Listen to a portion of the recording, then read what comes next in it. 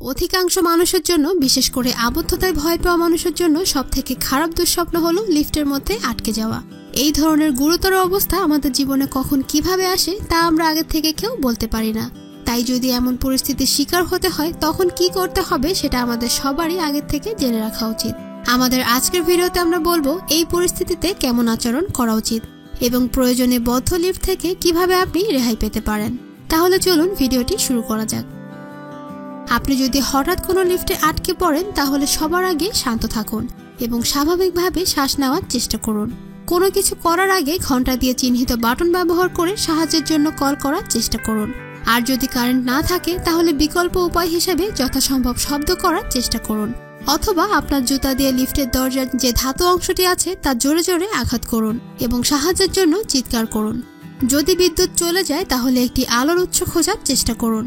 এতে আপনার আতঙ্কের অনুভূতি শান্ত হবে এবং আপনাকে আরো ভালোভাবে পরিচালনা করতে সাহায্য করবে, কারণ এটি আপনাকে বাটনগুলি দেখতে সহায়তা করবে।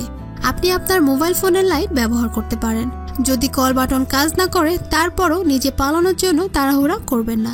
প্রথমে ভবনের রিসেপশন ডেস্কে বা ইমার্জেন্সি নাম্বারে কল করার চেষ্টা করুন।